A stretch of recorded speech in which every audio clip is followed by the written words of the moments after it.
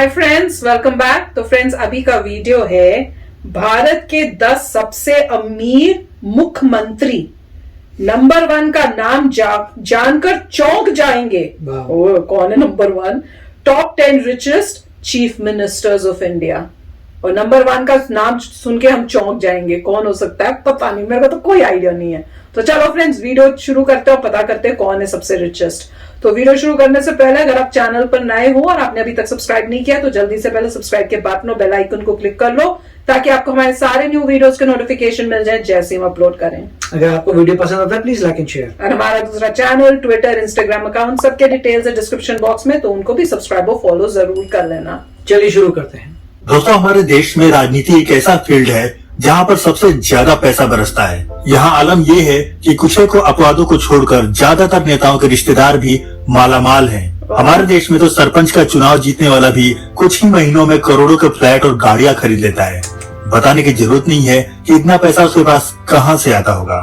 दोस्तों, एक सरपंच का ये हाल है तो विधायक, सांसद, मंत्रियों और मुख्यमंत्रियों का क्या हाल होगा आप सोच भी नहीं सकते। भारत में कुल 31 मुख्यमंत्री हैं, जिसमें 29 राज्यों के और 2 केंद्र शासित प्रदेश दिल्ली और पुडुचेरी के हैं। तो दोस्तों, आज हम इस वीडियो में आपको इन 31 मुख्यमंत्रियों में से भारत के 10 सबसे अमीर मुख्यमंत्रियों के बारे में बताएंगे। नमस्कार दोस्तों, मेरा नाम है राहुल और आप देख रहे हैं सच्ची खबर यूट्यूब चैनल। तो चलिए शुरू करते हैं आज का ये वीडियो। दोस्तों, आगे बढ़ने से पहले मैं आपको बताना चाहूंगा कि इस वीडियो में हम आपको मुख्यमंत्रियों की उन्हीं संपत्ति के बारे में बताएंगे जिसका खुलासा उन्होंने इलेक्शन कमीशन के सामने किया है। उसका एक्स्ट्रा भी होगा। कौन है ये? विजय। दोस्तों, गुजरात के मुख्यमंत्री विजय रूपानी इस लिस्ट में 10वें स्थान पर हैं। राजकोट वेस्ट से बीजेपी से चुनाव जीतने वाले रूपानी ने नामांकन के वक्त अपने चुनावी हलफनामे में अपनी संपत्ति घोषित की थी।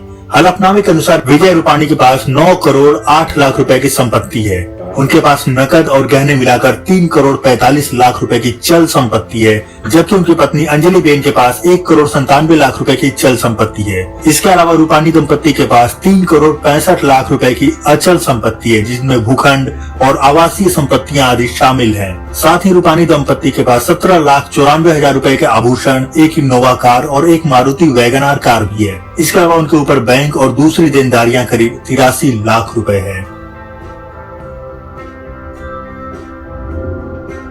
दोस्तों, केंद्र शासित प्रदेश पुडुचेरी के मुख्यमंत्री वी नारायण स्वामी 9 करोड़ 65 लाख रुपए की संपत्ति के साथ 9वें नंबर पर हैं। नेल्लीथोप से कांग्रेस विधायक नारायण स्वामी के पास 5 करोड़ 62 लाख रुपए मूल्य के कृषि और रेसिडेंशियल प्रॉपर्टी है, जबकि उनकी पत्नी के पास 3 करोड़ 55 लाख रुपए की संपत्ति है। इसके अलावा नारायण स्वामी और उनकी पत्नी के पास 48,93,000 रुपए के फिक्स्ड डिपॉजिट, इंश्योरेंस, ज्वेलरीज और गाड़ियां मौजूद है। इन सब के अलावा नारायण स्वामी पर 27,66,000 रुपए का कर्ज भी है। कर्ज भी? दोस्तों, छत्तीसगढ़ के मुख्यमंत्री भूपेश बघेल के पास 23 करोड़ 5 लाख रुपए की संपत्ति मौजूद है। इनके पास 1 करोड़ 46 लाख रुपए की चल संपत्ति और 21 करोड़ 58 लाख रुपए की अचल संपत्ति है। चुनावी हलफनामे के अनुसार उनका प्रमुख व्यवसाय कृषि का है।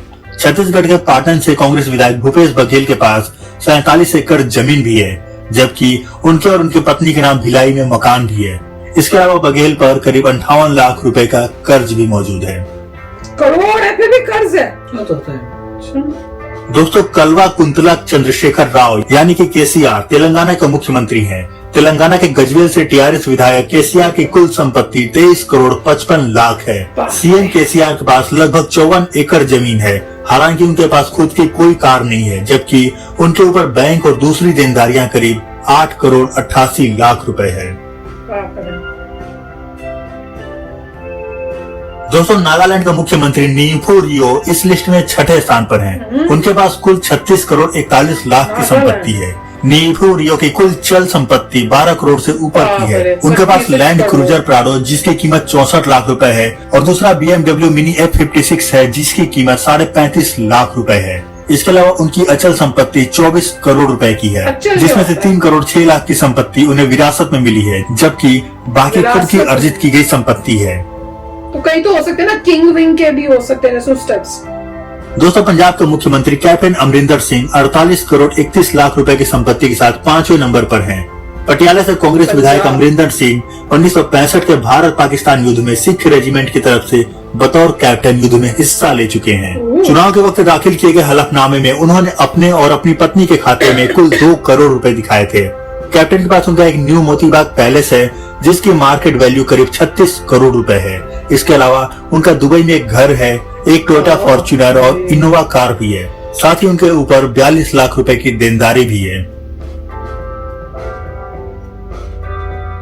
दोस्तों, इस लिस्ट में चौथे स्थान पर है ओडिशा के मुख्यमंत्री नवीन पटनायक। लगातार सबसे लंबे समय तक मुख्यमंत्री बने रहने का रिकॉर्ड बनाने की दहलीज पर पहुंच चुके नवीन पटनायक के पास 63 करोड़ 87 लाख रुपए की संपत्ति मौजूद है।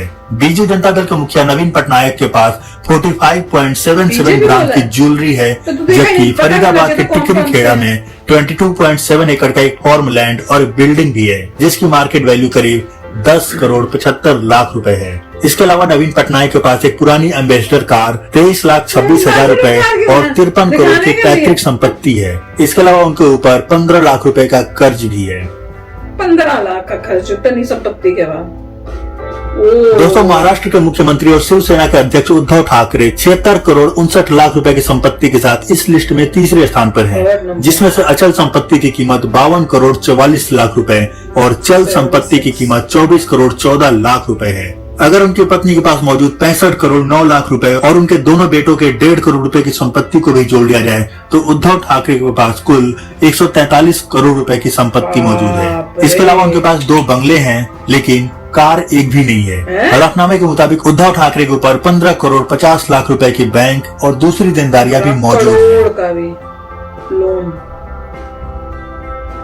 दोस्तों, अरुणाचल प्रदेश से बीजेपी नेता और मुख्यमंत्री पेमा खांडू की संपत्ति करीब 163 करोड़ 50 लाख रुपए की है। पूर्व मुख्यमंत्री दोरजी खांडू के पुत्र और राज्य के मुक्तो सीट से विधायक खांडू के पास 1 अरब 43 करोड़ 87 लाख रुपए की चल संपत्ति और 19 करोड़ 62 लाख 75 हजार रुपए की अचल संपत्ति है। इसके अलावा उनके ऊपर किसी भी तरह का कोई कर्ज नहीं है। कोई कर्ज भी नहीं है। दोस्तों, इस लिस्ट में नंबर 1 पर है आंध्र प्रदेश के मुख्यमंत्री वाई.एस. जगनमोहन रेड्डी। ये भारत के सबसे अमीर मुख्यमंत्री हैं। जगनमोहन रेड्डी द्वारा दाखिल किए गए हलफनामे के अनुसार उनकी कुल संपत्ति 510 करोड़ रुपए है। उनकी चल संपत्ति 443 करोड़ 48 लाख 37 हजार रुपए की है, जबकि अचल संपत्ति 66 करोड़ 89 लाख रुपए की है। जगनमोहन रेड्डी, उनकी पत्नी और उनकी बेटी के पास कुल मिलाकर 10 किलोग्राम सोना और 3.5 किलोग्राम सोने और हीरे के गहने मौजूद हैं। साथ ही उन्होंने हलफनामा में अपने ऊपर 1 करोड़ 19 लाख रुपए की देनदारी भी दिखाई है। हालांकि उनके खिलाफ आय से अधिक संपत्ति के मामले में ईडी और सीबीआई की जांच चल रही है। 2011-12 में ईडी और सीबीआई के छापे में जगनमोहन के पास से हजारों करोड़ रुपए की बेनामी संपत्ति बरामद हुई थी, जिस कारण उन्हें कई महीनों तक जेल में भी रहना पड़ा था। दोस्तों, इस वीडियो में बताए गए सारे आंकड़े इन सभी नेताओं द्वारा चुनाव के वक्त इलेक्शन कमीशन को दिए गए हलफनामे से लिए गए हैं और इसमें हमने इंटरनेट पर मौजूद सुनी सुनाई गई बातों पर आधारित संपत्ति को नहीं जोड़ा है। यानी कि इस वीडियो में बताया गया सारा आंकड़ा पूरी तरह से व्हाइट मनी का है। तो फ्रेंड्स, शॉक में चली गई मैं तो सुन के अमाउंट्स। इतना जरूर पता है कि पॉलिटिशियंस जो होते हैं उनमें इस टाइप की पैसा वैसा जो करप्शन है बहुत एक्सट्रीम में, मूवीज में ही देखा हुआ इतना कि कैसे पॉलिटिशियंस होते हैं। अब ये सुन के तो और भी लग रहा है, और खासकर जो अमाउंट जो फर्स्ट 3 नंबर की बताई, जो फर्स्ट नंबर की बताई, वो तो सोच के ही वो हैरान हो जाएगा। और एज भी उनकी जब देखो, he was not that old, या कोई इतनी ओल्ड भी नहीं कि भाई इतनी बार सालों बाद कमाया हो। अब एक हो ये भी हो सकता है कि कई हो सकता है इनमें से कोई ऐसे मिनिस्टर्स हो जो राजाओं की फैमिली से हो, या कोई बहुत ही अमीर किसी फैमिली से जो उनके पेरेंट्स ने मतलब जमीन जायदाद हो उनकी, तो वो अलग बात है। पर जो आए, मतलब वो आए कहां से थे, उनका बैकग्राउंड क्या था, उसके हिसाब से देखा जाओ, फिर देखें कि ये अमाउंट जो इनके पास है, फिर आपको होएगा कि भाई ये मतलब जो पुअर थे उनके पास इतना पैसा पॉलिटिशियन बन के कैसे आया। क्योंकि पॉलिटिशियंस की फिक्स सैलरी होती होगी, और सैलरी के हिसाब से अगर आप देखो तो कैसे आप इतना पैसा कमा सकते हो, मुझे तो समझ नहीं आया। वो कह रहे हैं सब व्हाइट मनी है, तो कोई आइडिया नहीं मुझे। वो अपना दूसरे बिजनेस दिखाते हैं, क्या दिखाते हैं गॉड नोज। पर जो उन्होंने फर्स्ट नंबर में बताया तो उसमें तो वो कह रहे थे कि उनके तो बहुत मिला भी है, पता नहीं कितने करोड़ों बोल रहे हैं, और जेल भी होके आए हैं। तो वही है, पॉलिटिक्स तो सबको ही पता है, is a very dirty game. और अगर आप पॉलिटिक्स में जाओगे तो ये तो आपको देखने को मिलेगा। सैड सिचुएशन है, पर होपफुली शायद ये चीजें सुधरें और शायद रियलाइजेशन हो कि आप पॉलिटिशियन जब बनते हो तो आपकी देश की सेवा करने का आपके अंदर जज्बा होना चाहिए, ना कि पैसा बनाने का। पर अमेजिंग वीडियो। राइट। अब इसमें दो बातें। पहली बात तो ये है कि कोई भी इंसान नेचुरली अमीर हो सकता है। नेचुरली का मतलब ये है कि अमीर खानदान में अगर पैदा हुआ हो कोई तो वो अमीर हो सकता है। और जब अमीर हो तो भी कई लोग होते हैं जो अमीरी में चाहते हैं कि पॉलिटिक्स में आना और उसमें इलेक्शंस लड़ना और जीतना। ठीक है, तो उसके कई एग्जांपल्स हैं हिस्ट्री में। एक मिस्टर ट्रंप एग्जांपल थे जो ऑलरेडी एक रियल एस्टेट के ओनर थे, बहुत सारे रियल एस्टेट प्रॉपर्टीज उनके पास थी, ऑलरेडी उनके पास $1 बिलियन से ज्यादा पैसा था, उसके बाद वो पॉलिटिक्स में आए थे। तो वैसे एग्जांपल इनमें से हैं जो खानदानी अमीर होंगे, जो अमीर हैं मगर वो पॉलिटिशियन बनना चाहते हैं। मेरे ख्याल से फर्क इसमें यह है कि जब वो कोई पॉलिटिशियन बन रहा है तब उसकी नेटवर्थ कितनी है आप देखिए, और जब वो पॉलिटिक्स से रिटायर हो रहा है तब आप उसकी नेटवर्थ देखिए, फिर आपको पता लगेगा। अगर कोई बहुत ज्यादा हो गया तब क्वेश्चन मार्क आएगा कि अगर पॉलिटिशियन की सैलरी इतनी कम है तो आपने इतना पैसा कैसे कमाया, उसका आपको प्रूफ देना पड़ेगा। अगर गवर्नमेंट इतनी स्ट्रांग हो जाए, यूएस में ऐसा है कि वो पूरी मॉनिटरिंग करती है, जो IRS है वो पूरा देखती रहती है, क्योंकि आपको इनकम टैक्स फाइल करना पड़ता है। ब्लैक मनी का यहाँ पे ज्यादा कॉन्सेप्ट नहीं है। तो जब आप इनकम टैक्स फाइल करते हैं तो उनको पता चल जाता है, और काफी IRS जो है काफी उसके स्पाइज होते हैं, काफी उसके खुफिया लोग होते हैं जो इन चीजों में देखते हैं। तो मैं यही कहूंगा कि आप स्टार्टिंग और एंडिंग देखनी पड़ेगी आपको। स्टार्टिंग में कितना पैसा था, एंडिंग में कितना था, कितना कमाया जा सकता है सैलरी में, उससे अलावा जो है वो सारा बाहर का है।